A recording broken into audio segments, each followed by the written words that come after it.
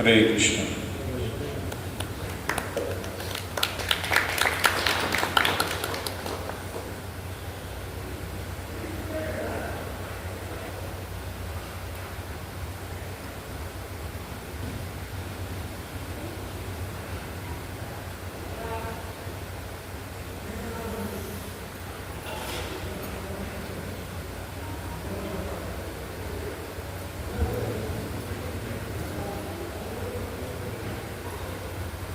तो ये भगवद गीता के 7वें अध्याय में भगवान श्री कृष्ण का दिव्य ज्ञान, भगवत ज्ञान को हम प्राप्त करते हैं।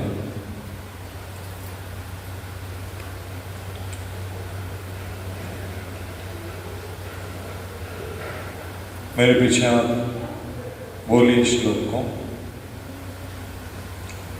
चतुर्विधा भजन्ते मां ये जना सुकृतो अर्जुना अर्थो जिज्ञासुरर्थार्थी ज्ञानी च भरतर्षभ। चतुर्विधा भजन्ते मां ये जना सुकृतो अर्जुना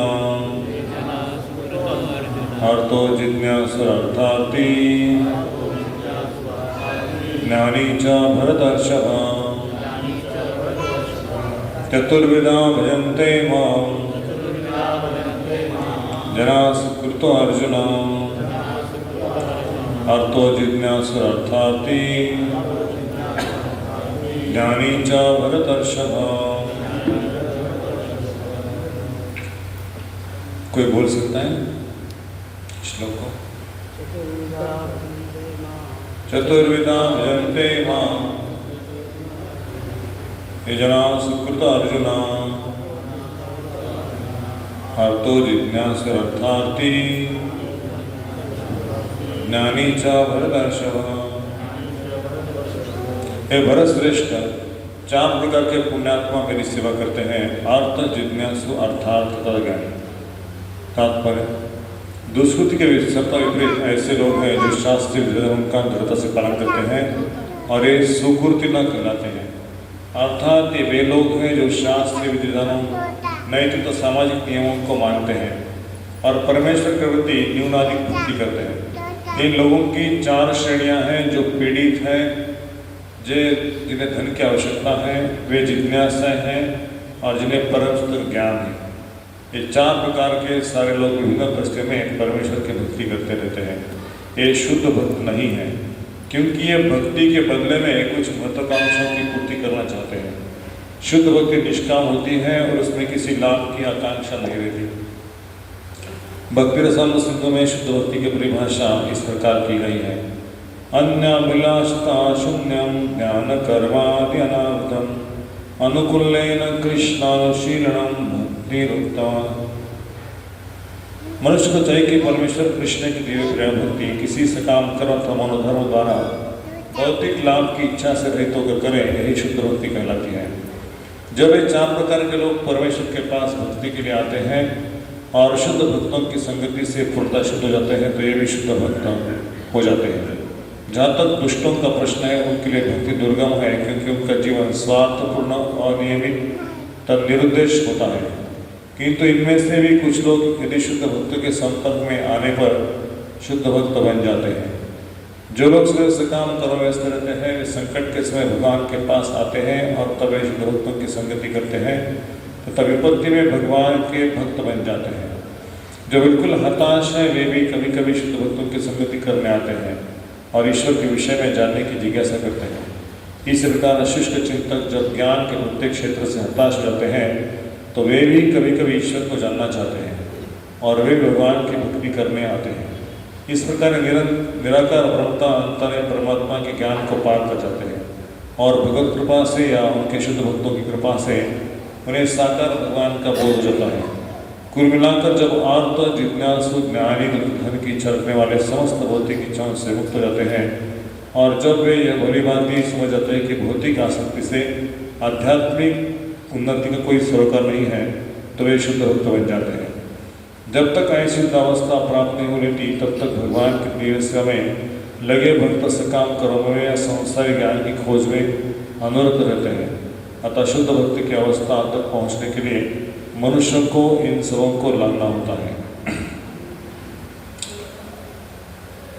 तो ये जो चैप्टर है ज्ञान विज्ञान योग, भगवान श्री कृष्ण इस अध्याय में जो भक्ति का क्रीम है, बटर है, उसको प्रदान कर रहे हैं। अभी तक भगवान ने आत्मा क्या है, शरीर क्या है या भौतिक जगत का वर्णन किया, कर्म का बोध किया, कर्मयोग की स्थापना की, ज्ञान योग का विषय वर्णन किया, या कर्म संन्यास योग, भक्ति योग, निष्काम कर्म कैसे करना है इत्यादि का वर्णन पहले अध्याय से 5वें अध्याय तक किया। और 6ठे अध्याय भगवान ने ध्यान योग का वर्णन किया। तो ध्यान योग अष्टांग योग कहलाता है, यम नियम आसन प्राणायाम प्रत्याहार धारणा ध्यान इत्यादि। लेकिन 7वें अध्याय से 12वें अध्याय तक भगवान केवल भक्ति का वर्णन करेंगे, शुद्ध भक्ति का वर्णन। और भगवान को अभी देना है, जो लोग इस भक्ति योग की तरफ आना चाहते हैं वो भगवान को कैसे प्राप्त कर सकते हैं, इसका वर्णन भगवान 7 से 12वें अध्याय तक करेंगे। तो ये ज्ञान विज्ञान योग है। तो इस मन में प्रश्न होता है कि जब भगवान ने 15वें श्लोक में कहा कि 4 प्रकार के लोग मेरी भक्ति में नहीं आ पाते, नमः दुष्टब्रह्मणा प्रपद्यन्ते नराधमा माया अमृत ज्ञान आसुरन भावाश्रिता, कि 4 प्रकार के लोग जो है अत्यंत मूर्ख हैं, मूढ़ हैं, अलसी हैं, नराधम है, माया अमृत ज्ञान है, माया के द्वारा जिसका ज्ञान छीन लिया गया है, और जो आसुरी प्रवृत्ति को धारण करते हैं, नास्तिक हैं, ऐसे लोग मेरे पास नहीं आते। वो अन्य अन्य देवताओं की पूजा करते हैं और उनको भौतिक इच्छा से प्रेरित होते हैं। लेकिन भगवान की तरफ आने वाले भी कुछ लोग हैं जिसको पुण्यात्मा कहते हैं। ये सुकृति प्राप्त किए हुए लोग हैं और वो दुष्कृति है। सुकृति मतलब जिसका पुण्य का संचय हो गया है और पुण्य के द्वारा वो भगवान की भक्ति में आ सकते हैं। अलग अलग देवताओं की पूजा करके, कुछ दान धर्म करके, कुछ गरीब को रोटी खिला के, गाय की सेवा कर, कुत्ते की सेवा करके, ऐसे लोग जो लोग हैं जिनको किसी का बुरा करने की इच्छा नहीं लेकिन सबका कल्याण करने की इच्छा है, ऐसे लोग भगवान की तरफ आते हैं। तो कई बार ऐसा होता है कि सुकृति में कुछ लोग आते हैं जो धन की अभिलाषा से आता है। भगवान मेरे पास कुछ नहीं है, मैं गरीब हूँ, मुझे कुछ धन चाहिए, मैं परेशान हूँ, इधर का लोन उधर का लोन, नौकरी चली जा रही है, नौकरी दे दो मुझे, परेशान हूँ। तो धन के अभिलाषा से लोग आते हैं। कुछ लोग हैं वो आत्म पीड़ित हैं, सांसारिक दुख है, कुछ वेदनाएं, पैसा है लेकिन कैंसर है या ब्रेन ट्यूमर है, कुछ पैरालिसिस है, ऐसे प्रकार के लोग आते हैं कि भगवान मुझे बहुत तकलीफ है, शरीर से तकलीफ है, तो उससे मुझे छुटकारा। कुछ लोगों को कोर्ट केस होता है, कोर्ट केस में मुझे छुटकारा चाहिए, उसके भगवान के पास आते हैं। तो अन्य प्रकार से पीड़ित लोग हैं वो सभी प्रकार से भगवान की तरफ आते हैं। और जो जिज्ञासु हैं, जो भगवान को थोड़ा बहुत जानने का प्रयास करता है कि भगवान क्या है, कौन से भगवान की पूजा करनी चाहिए, बहुत सारे सब लोग भगवान हैं क्या, तो वास्तव में भगवान कौन है, तो उसको जानने के लिए भगवान के पास आते हैं। और लास्ट प्रकार के लोग हैं जो ज्ञानी। ज्ञानी वो लोग हैं जो पिछले जन्म में भक्ति करके आए हैं, उसको मालूम है कि इस भगवान का पूजा करने से भगवत धाम की प्राप्ति होती है, फिर से जगत में आना नहीं पड़ता।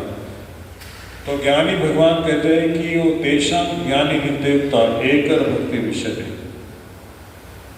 उदारा सर्व एवेति, कि ये सब चारों में से ये जो ज्ञानी है वो सबसे श्रेष्ठ है और मुझे बहुत प्रिय है, क्योंकि उसको कुछ चाहिए नहीं, उसको भगवान की भक्ति चाहिए।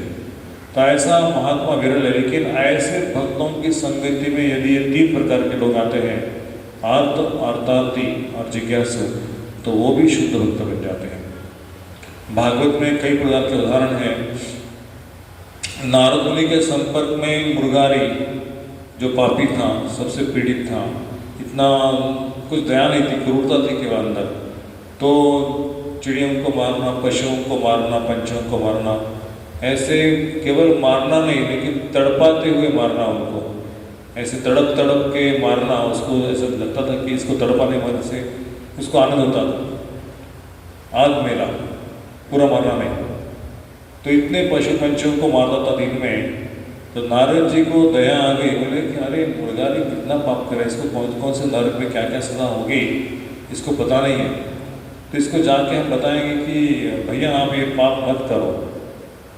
तो मुर्गारी के पास नारद जी आते बोलते हैं कि मुर्गारी अरे जानते इस पाप का फल क्या है, क्यों पाप कर रहे थे? तो मैं तो शिकारी, मेरा बिजनेस है पाप करना, ये हत्या करना, मांस खाना। तो मुझे पता नहीं आगे क्या होने वाला है, लेकिन मुझे तो अच्छा लगता है इससे माना लोग तड़प तड़प के। तो नारद मुनि ने उसको नरक का एक टेलर दिखाया, नरक का एक पिक्चर दिखाया जिसमें अन्य अन्य जीवों को मारने से कौन कौन से नरक में क्या क्या सजा है, इसका एक पिक्चर दिखाया त्रिकालदर्शी नारद मुनि। तो मुर्गारी की आंखें खुल गई, बोले कि भगवान मुझे बचाओ, इतना पाप योनि से मुझे गुजरना पड़ेगा, इतने पाप किए मैंने तो इतना बार जन्म लेना पड़ेगा। अगर एक पंछी को मारा है तो एक पंछी का जन्म मिलेगा, दूसरे पंछी का जन्म मिलेगा, ऐसे हजारों पंछियों को मारा है तो हजारों योनि में जाना पड़ेगा, एक एक योनि कोटि कोटि फेरा। तो इसलिए नारद मुनि के पास चरण में आ गया, बोले मुझे बचाओ, क्या करना चाहिए बोलो। तो बोले बिजनेस को छोड़ दो। बोले मेरे परिवार का पोषण कैसे होगा? बोले इसकी चिंता मत करो, भगवान सबको पालन पोषण करते हैं, सबका अनाज रोज मिलता है, हाथी को मिलता है, चींटी को मिलता है, आपको क्यों नहीं मिलेगा? आप भगवान का भजन करो। तो मुर्गारी अपने पत्नी बच्चे के पास गया, बोलता है कि मैं तो अभी ये भौतिक जगत को छोड़ना चाहता हूँ, मुझे बिजनेस नहीं चाहिए, आप मेरे पाप को लेने के लिए तैयार है? बोले हम नहीं पाप लेंगे आपका, आपका पाप आपको भोगना है, आपका जिम्मेदारी है कि हमारा पालन पोषण करना, लेकिन हम आपका पाप नहीं ले सकते, आपका पाप आपको भोगना है। तो नारद जी के पास लेकर मेरे पत्नी मेरे बच्चे को एक पाप का हिस्सेदार नहीं है, मेरा पाप मुझे भोगना है। तो हाँ बराबर है, आपका पाप आपको भोगना है, तो क्या करना चाहिए? बोले भगवान का भक्ति करो, हरि नाम करो, गंगा के तट बैठो, तुलसी के परिक्रमा करो, तुलसी के सामने बैठ के हरि नाम का जप करो, और जैसे जैसे आपका भगवान के प्रति प्रीति बढ़ेगा वैसे वैसे भगवान आपको सारी सुविधा, सारा सुख, सारे इसमें मुक्त कर देंगे, सारी सुविधा प्रदान होगी। तो पहले तो मुर्गारी को देख के गांव के लोग डरते थे, वो गुंडा जैसे था, इतना शिकार करने वाला, गाली गलौज करने वाला, नशे में लुप्त होने वाला, तो लोग उसको देखते ही दरवाजे बंद करते थे। अभी मुर्गारी ऐसे कपड़े पहना है साधु के, और उसने सब शिकारी का बिजनेस छोड़ दिया। तो मुर्गारी कुटिया में रहता था गंगा के तट पर, और सुबह जल्दी उठ के तुलसी का पूजा करके, तुलसी को परिक्रमा करके तुलसी के सामने बैठ के जप करता था। तो धीरे धीरे लोगों को पता चल गया है कि मुर्गारी भगवान का भक्त बनने चला है, लेकिन विश्वास नहीं था, भगवान का भक्त कैसे बन सकता है एक शिकारी, इतना पापी। तो मुर्गारी अपने कुटिया से बाहर निकल के गाँव में आता था, और माता कुछ भिक्षा दे दो, कुछ अनाज दे दो, कुछ चावल दे दो, दाल दे दो, ऐसे मांगता था। तो लोग उसको दरवाजा बंद करते थे। और कुछ दिनों के बाद सच पता चल गया कि मुर्गारी भगवान का भक्त है, और उसको तो भगवान प्यारे हो गए, भगवान कृपा हो गई इसके ऊपर। तो मुर्गारी जब आता था तो बोलते हैं कि महाराज ऐसे भिक्षा मत मांगो, हमसे दया आती है, मतलब हमको अपनी दया आती है कि हम अपने दानी कोई नहीं है, उनका सेवा करना चाहिए, तो आप अपने कुटिया में बैठ के भजन करो, हम आपको प्रसाद ला के देंगे। तो उल्टा हो गया, सब लोग उसके चौखट पे आते थे, उसको नमस्कार करते थे, उसका सेवा करते थे, उसको प्रसाद खिलाते थे।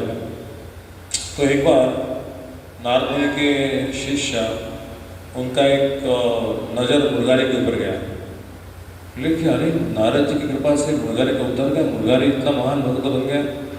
तो नारद जी को पता होना चाहिए कि मेरा परिणाम क्या है, एक शिकारी शुद्ध भक्त बन गया। तो मुर्गारी को उनके नारद मुनि के शिष्य ने नारद मुनि को बताया कि जरा यहाँ आके देखो। तो नारद मुनि नीचे आ गए, देखा तो मुर्गारी वास्तव में भगवान के भजन में लग गया था, सारा पाप एकदम, चींटी को मारता नहीं था, हाथी को मारने वाला, पशु को मारने वाला, कोई दया अंदर नहीं थी, क्रूरता ही क्रूरता थी।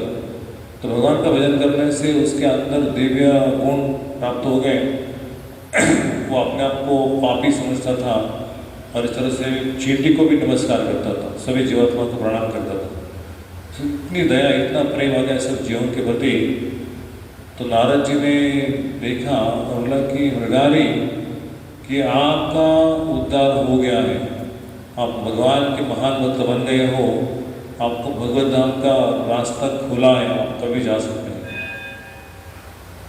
तो कहने का तात्पर्य है, शुद्ध भक्तों की संगति से एक महापापी व्यक्ति का उद्धार हो जाता है।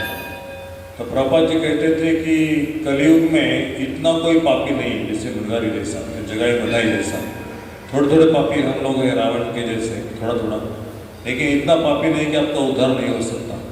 यदि आप भगवान का भजन करते, भक्तों के संग में हरि कथा करते हो, हरिनाम करते हो, रोज भगवान को नमस्कार करते हो, धन्यवाद बोलते हो, कृष्ण मुझे आपका नाम स्मरण करने की शक्ति प्रदान करो, भगवान का सेवा, भक्तों का सेवा मुझे प्रदान करो, भक्तों का संग मुझे प्रदान करो, तो कृष्ण सोचते हैं कि ये भक्ति का लायक है, भक्ति का अधिकारी है। तो भगवान आपको उनकी आध्यात्मिक शक्ति से खींचते हैं, उनके चरणों में आपका मन लग जाता है।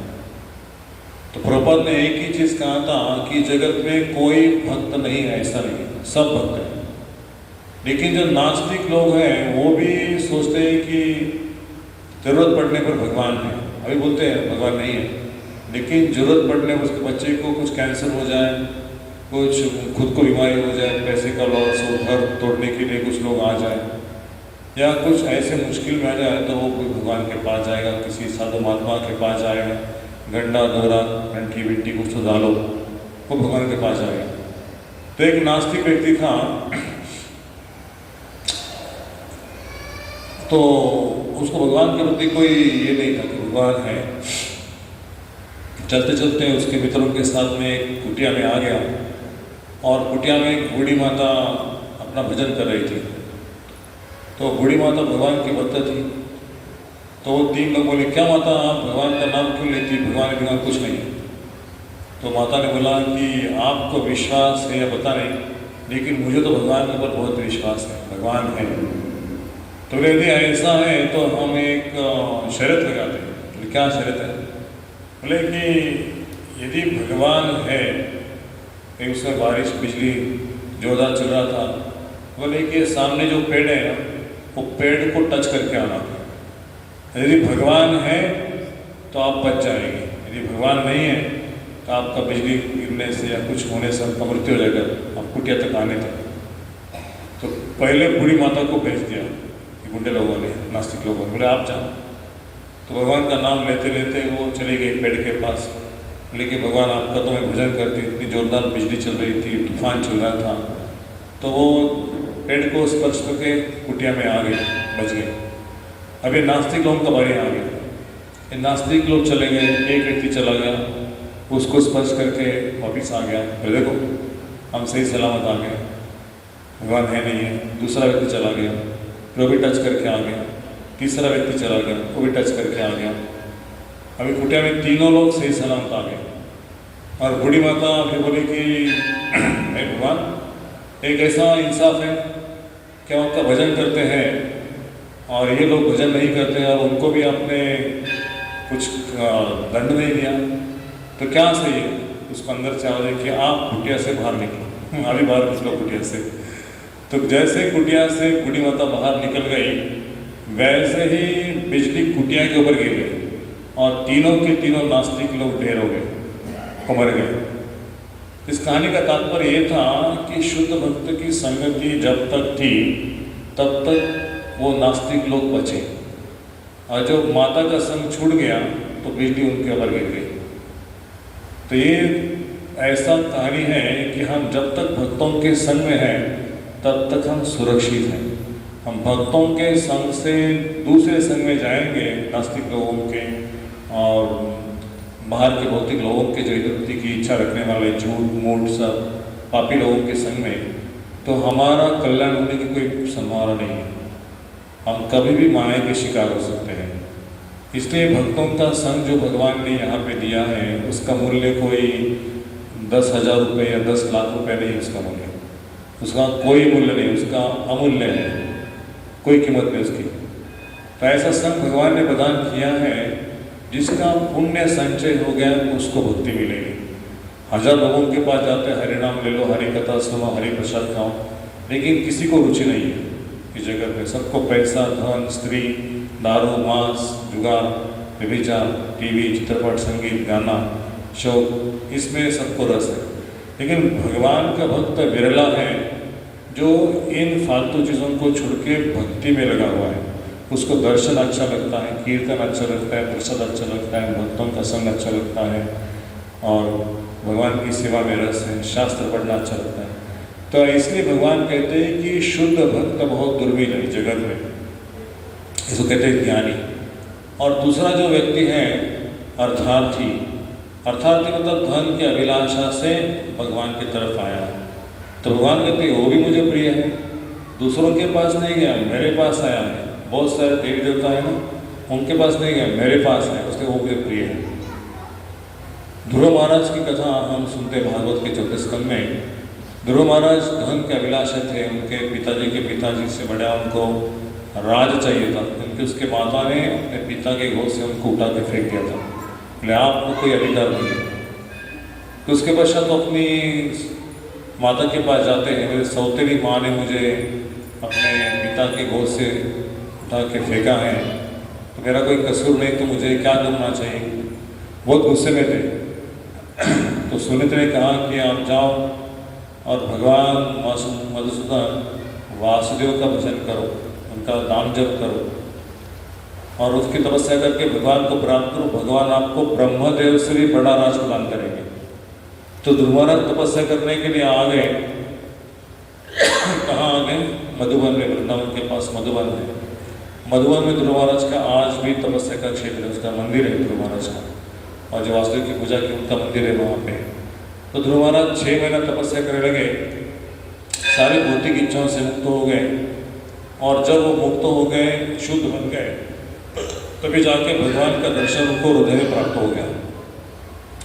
और जैसे हृदय में दर्शन प्राप्त हो, इतने खुश हो गए, इतने खुश है भगवान का सुंदर मनोरूप रूप देख के। हम भगवान का दर्शन करते तो हमको प्रसन्नता प्राप्त होती है, और जब वास्तव में भगवान हमको प्रकट करेंगे इस मूर्ति के द्वारा, तब हमको कितना प्रेम प्राप्त होगा, हृदय से आनंद होगा, आँखों से आंसू बहेंगे, और भगवान को छोड़ के जगत में कुछ नहीं है ऐसा एहसास होगा। ध्रुव महाराज को एहसास हुआ कि मैं जिस भगवान को भौतिक सुख के लिए आया था, लेकिन भौतिक सुख में कुछ नहीं है।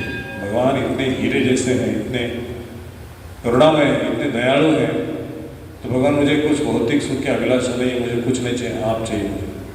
भगवान ने कहा कि अरे ध्रुव, आपने तपस्या की इतने समय तक और भौतिक वर के लिए आए थे, तो आपको मैं भौतिक वर देता हूँ, आप डरो मत, ये सब प्राप्त होगा भौतिक ऐश्वर्य। तो भगवान को कहा कि भगवान एक कांच के समान जो ऐश्वर्य है उसकी प्राप्ति करने से कोई सुख नहीं मिलता, आज तो कोई सुख ही नहीं हुआ, इसलिए मुझे कांच के टुकड़ों के समान ऐश्वर्य नहीं चाहिए, कभी भी खत्म हो सकता है। आप मुझे केवल इतना ऐश्वर्य दे कि आपकी प्रेम भक्ति, आपकी सेवा मुझे जीवन भर मिलते रहे, जीवन पर्यंत। ध्रुव महाराज के सिर के ऊपर उन्होंने शंख रख दिया, तथास्तु कहा, लेकिन फिर भी भगवान का दयालुपन इतना था कि भगवान की आपने तपस्या की है, आपको 40,000 वर्ष तक एक बड़ा ग्रहलोक प्रदान करता हूँ, उसके राजा बन जाएंगे आप, और सारी प्रजा को धर्म का उपदेश देंगे, धर्म सिखाएंगे, और आपका कोई भौतिक विषयों के प्रति रुचि नहीं होगा, आपको सब ऐश्वर्य प्राप्त होगा, लेकिन आप विषयों के अंदर लिप्त नहीं होंगे, भौतिक इंद्रियोक्ति करने की अभिलाषा नहीं रहेगी सब ऐश्वर्य के पश्चात भी। ध्रुव महाराज ने उसको स्वीकार किया, जैसे भगवान आपकी इच्छा, तो राज 40,000 वर्षों तक किया, और पश्चात वो सबको धर्म के मार्ग पे लेके आए। तो अर्थार्थिक उदाहरण है कि भगवान धन जब देते हैं जब हम पात्र बन जाते हैं। जब हम पात्र नहीं है और धन की अभिलाषा करते हैं, तो भगवान बोलते कि क्यों मांग रहे हैं? धन प्राप्त करके तुम्हें धनांध नहीं होना है, धन के पीछे पागल नहीं होना है, भौतिक ऐश्वर्य के पीछे मदमस्त नहीं होना है। अगर धन प्राप्त होता है और भगवान की भक्ति हाथ से छूट जाती है, तो धन किस काम का, कि धन ही आदमी को बर्बाद कर देता है। भागवत में एक अध्याय में वर्णन आता है कि धन के 16 शत्रु हैं। कितने? 16 शत्रु हैं। तो धन व्यक्ति को शांति से सोने देता नहीं है। धन छुपाने के लिए अनेक प्रकार के उपाय करना पड़ता है, टैक्स छुपाना, धन कमाने के लिए झूठ बोलना, और धन प्राप्त करने के लिए किसी की जमीन हड़प करना, किसी को खून करना, ऐसे मतलब विचार मन में आते हैं, आसुरी प्रवृत्ति, एक अंदर क्रूरता प्राप्त होती है, केवल दयालु भाव निकल जाता है और सब दुश्मन बन जाते हैं उसके। और फिर वो व्यक्ति चैन की नींद सो नहीं सकता। झूठ मूठ पाप या चोरी या ऐसे उसमें हो जाता है कि उसको उसके सिवा जमता नहीं। धन की अभिलाषा, 10 लाख है तो 20 लाख, 20 का 50, 50 का 1 करोड़, 2 करोड़, ऐसे करोड़ों करोड़ रुपए कमाता, लेकिन उसको संतुष्टि नहीं प्राप्त होती। इसलिए भागवत में कहा गया है, यदि धन भगवान की सेवा में नहीं है, धन की अभिलाषा से हम जी रहे, तब केवल दुख को प्राप्त करेंगे अंतिम समय में। वर्तमान समय में दुख भोगेंगे, लेकिन नशापान में, दारू में इसमें समझ में नहीं आता कि हम पाप कर रहे हैं। ऐसा बहुत हो गया तो साधु के प्रति, गुरु के प्रति कोई आदर नहीं होता, भगवान के प्रति कोई आदर नहीं होता। इसलिए धन का उपयोग भगवान की सेवा में यदि करें तो धन मोक्ष का द्वार खुला कर देता है। वही धन है, लेकिन मोक्ष का द्वार खुला हो जाता है। और इसलिए भगवान कहते हैं कि शुद्ध भक्तों की संगति से आने से सारी भौतिक इच्छाएं अपने आप शुद्ध बन जाती हैं। धन कमाना कोई गलत नहीं है, लेकिन धन कमाते समय यदि विवेक है कि इस धन का उपयोग कैसे करें, भगवान की सेवा में कैसे लगाए धन को, तो धन आपको मुक्ति प्रदान करेगा। इसलिए प्रभुपाद ने बोला था कि यदि हमें करोड़ रुपए प्राप्त होते हैं तो हम मंदिर बनवाएंगे, प्रसाद खिलाएंगे, भगवान के फेस्टिवल सेलिब्रेट करेंगे, भगवान का श्रृंगार करेंगे, अच्छे अच्छे ज्वेलरी भगवान प्रदान करेंगे, भक्तों को प्रसाद खिलाएंगे, पुस्तक बांटेंगे, पुस्तक प्रिंटिंग करेंगे। तो धन का उपयोग करने के लिए भी भगवान ने कहा है, धन छोड़ना नहीं है, धन को प्राप्त करके भगवान की सेवा में लगाना। इस प्रकार से भौतिक चेतना को आध्यात्मिक चेतना में बदल सकते हैं। धन भौतिक है, लेकिन उसको आध्यात्मिक कर सकते हैं। ये सारा यहाँ पे जो चीज़ है भौतिक है, लेकिन इसका उपयोग यदि कृष्ण की सेवा में हो रहा है तो ये सारा आध्यात्मिक विश्व है। हम वैकुंठ में बैठे हैं, ये वैकुंठपति भगवान गोविंद देवी तक बैठे हैं, बालाजी भगवान, और के चरणों में हम बैठे हैं। इसलिए यदि हमारी चेतना वैकुंठ की है तो हम सारे भौतिक जगत को वैकुंठ देख सकते हैं, वैकुंठ में निवास।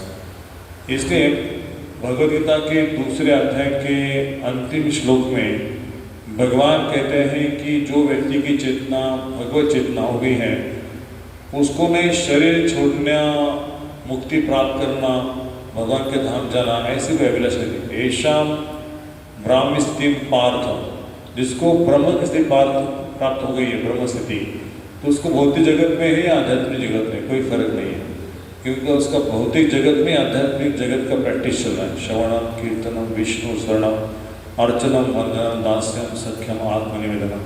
और भौतिक जगत में होते हुए भी वो मुक्त है, कोई फर्क नहीं पड़ता, सुख दुख लाभ हानि मान सम्मान, इससे वो परे हो गया है। और ऐसी स्थिति को प्राप्त करना ये मनुष्य जीवन का उद्देश्य है। सामान्यतः लोग क्या चाहते हैं कि धन प्राप्त होने से लोग सम्मान करेंगे, पैसा होने से सुखी हो जाएंगे। तो ये कोई रास्ता नहीं सुखी होने का। सुखी होने का रास्ता भगवान के पास है।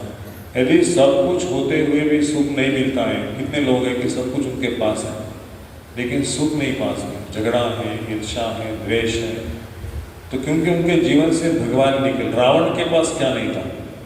रावण के पास सोने की लंका थी, दास दासी, हजारों मंत्री संतरी प्रजा थी, शक्ति थी, बल था, बुद्धि थी, सब कुछ था, लेकिन फिर भी उसका मन बेचैन था, शांति से सो नहीं सकता था, किसी से प्यार नहीं था।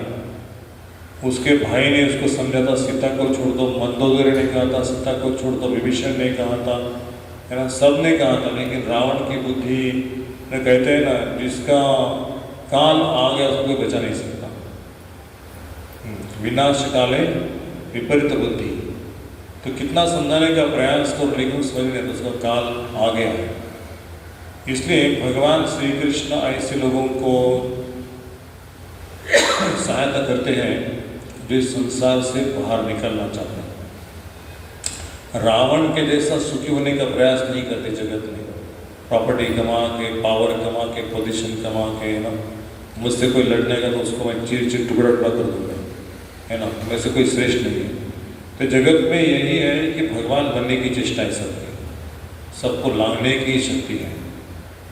इस तरह से ये जो पुण्यात्मा है, जिसको सुकृति कहा गया है, ये भौतिक चेतना से आध्यात्मिक चेतना में आ सकते हैं। तो शास्त्र कुछ नियम है, और जो नियम को जो पालन करेगा वो नियमित जीवन के माध्यम से भगवान को प्राप्त होगा। और इसलिए भगवान ने मार्ग दिया है, एक मार्ग है प्रकाश की ओर और दूसरा मार्ग है अंधकार की ओर। जो भक्ति में नहीं है वो अंधकार के क्षेत्र में प्रवेश करेंगे। तमोसोमा ज्योतिर्गमय, मृत्युर्मा अमृतोगमय। इसलिए हमें अमृत जहाँ पे वैकुंठ है उसमें निवास करना चाहिए। तो भक्ति का डेफिनेशन भक्ति रसामृत सिंधु में रूप गोस्वामी देते हैं कि अन्य अभिलाषिता शून्यम ज्ञान कर्मादि अनावृतम अनुकूल कृष्णाश्रणम भक्ति उत्तम। उत्तम भक्ति क्या है? कोई अभिलाषा नहीं। भगवान की सेवा क्यों करते हैं? भगवान की भक्ति प्राप्त करने के लिए, और सेवा करने की अभिलाषा, और नाम जप करने की अभिलाषा, और पढ़ने की अभिलाषा, रुचि निर्माण, भगवान के बारे में जानने की अभिलाषा। इसलिए भगवान के मंदिर में आते हैं। भारत में मंदिरों की कोई कमी नहीं है, लेकिन मंदिर में लोग आते हैं लेकिन भगवान की सेवा के लिए नहीं आते, भगवान को अपनी सेवा में लगाने के लिए आते हैं। लेकिन भगवान मुझे वो चाहिए, भगवान मुझे ये चाहिए, और लिस्ट लेके आते हैं लंबा चौड़ा। भगवान को बोलते नहीं कि भगवान धन्यवाद आपने सब कुछ दिया है, आपको कुछ मैं सेवा कर सकता हूँ क्या? आपकी क्या सेवा करूँ? वो भगवान का शुद्ध भक्त है, जो भगवान के प्रेम के लिए आता है, भगवान को आनंद देने के लिए आता है, उसको शुद्ध भक्ति कहते हैं। इसलिए प्रभुपाद ने इसका मंदिरों की स्थापना की है। जिस मंदिर को एक विद्यापीठ की तरह है, जो विद्यापीठ में ज्ञान का प्रदान हो जाएगा, ज्ञान से शिक्षा दी जाएगी, और उससे भगवान के करीब करीब लोगों को लाया जाएगा, और सबके अंदर वो प्रेम का, विश्वास का, सेवा का भाव होगा, और सब भगवान को प्यारे बन जाएंगे, और वैकुंठ बन जाएगा। इस जगत को वैकुंठ बनाने के लिए हम आए हैं। इसलिए कोई स्वर्ग की कामना करने के लिए भगवान के पास नहीं आना चाहिए। स्वर्ग का सुख इधर ही मिलेगा, स्वर्ग के जाने की कामना नहीं करना चाहिए। स्वर्ग में जाकर फिर से मृत्युलोक में आना पड़ेगा। इसलिए भगवान कहते हैं कि मेरा भक्त मुझे प्राप्त होता है। यान्ति देवव्रता देवान पितृयान्ति पितृव्रता भूतानि यान्ति भूतेचा मध्याजिनो अपि माम। जो मेरी पूजा करते हैं मेरे पास आते हैं, लेकिन जो ब्लैक मैजिक करते हैं ना भूत, ये जो रात को करते हैं अमावस्या के दिन, वो भूत लोक में जाते हैं। और जो देवताओं की पूजा करते हैं वो स्वर्ग लोक तो जा सकते हैं, लेकिन मेरा भक्त मेरे पास आता है, जहाँ से वापिस नहीं आना होता है जगत में। हाँ, तो हम इस माध्यम से, गीता और भागवत के माध्यम से यदि भगवान की सेवा करने का अभ्यास करेंगे डेली रूप से, श्रवण कीर्तन, विष्णु स्मरणम, चैंटिंग, हियरिंग, और कुछ भक्तों का सेवा, ये सेटअप जो किया भक्तों ने, कीर्तन किया, तुलसी पूजा का सेटअप किया, या आपके लिए स्क्रीन लगा दिया, प्रोजेक्टर लगा दिया, माइक्स सिस्टम है, चेयर, एक प्रसाद बनाया कोई व्यक्ति उधर बैठ के, तो हमें केवल यहाँ आना है और भगवान को कथा सुनना है। यदि इस अभ्यास को हम नियमित रूप से करेंगे तो नियमित जीवन से भगवान को प्राप्त कर सकते हैं। भक्तिमय जीवन नियमित है, रेगुलर, और जो भक्ति नहीं करते उनका जीवन अनियमित है। और अनियमित जीवन को पशु जीवन कहा गया है, जिसमें कभी सोना, कभी खाना, कुछ मालूम नहीं क्या खाना क्या नहीं खाना, क्या देखना क्या नहीं देखना। तो पशु जीवन में ऐसे होते हैं, कभी भी उठना, कभी सोना, कभी भी खाना। तो पशु जीवन और आध्यात्मिक जीवन में फर्क ये है मनुष्य में कि हम भगवान की संतुष्टि के लिए सुबह जल्दी उठेंगे, भगवान का भजन करेंगे, पूजा करेंगे, भगवान के मंदिर में जाएंगे, कुछ अर्पण करेंगे, फूल फल। इसलिए भगवान भक्ति के माध्यम से स्वीकार करते हैं। पत्रम पुष्पम फलम तोया ये वे भक्त्या प्रयच्छति। तो हमें भक्ति को प्राप्त करने के लिए मुझे जन्म मिला है, कोई पूजा करने के लिए जन्म नहीं मिला है। फिर पूजा करेंगे बदले में हम कुछ अपेक्षा करेंगे, ये तो बिजनेस हो गया। इसलिए भगवान कहते हैं कि मेरे साथ बिजनेस थे, मेरे साथ भक्ति करो, प्रेम करो। मैं प्रेम के लिए आध्यात्मिक जगत से इस जगत में आता हूँ और यहाँ खड़े रहता हूँ आपको दर्शन देने के लिए। इसके बालाजी भगवान हो या विठल भगवान हो या राधा कृष्ण सीताराम हो, ये सबका उद्देश्य है कि मनुष्य लोगों को भगवत धाम वापस लेके जाना। वो जीवन का जो सच्चा सुख है उसको प्रदान करना। श्री प्रभुपाद ने मंदिर खोले हैं और कितने लोग शुद्ध भक्त बन गए और अपने अपने धाम में वापस चले गए। अगर हम ऐसे शुद्ध भक्तों की संगति में रहते हैं जो श्रवण कीर्तन में भाग लेते हैं तो हमें भी भगवान का धाम प्राप्त होगा। फिर से एजुकेशन, फिर से नौकरी, फिर से घर ढूंढना, फिर से मृत्यु को प्राप्त करना, फिर से घर बनाना, ये सब नकली बिजनेस से बच जाएंगे। तो मैं सबको बहुत बहुत धन्यवाद देता हूँ कि आप इतना अपना कीमती समय निकाल के आए हैं। और भगवान के चरण में हमारी प्रार्थना कि आप सब शुद्ध भक्ति के अधिकारी बन जाएं, भगवान का नाम स्मरण हो, भगवान की सेवा प्राप्त हो और ठाकुर जी का प्रिय बन जाओ। ऐसे भगवान की प्रार्थना करते हैं और थोड़ा नाम संकीर्तन करेंगे।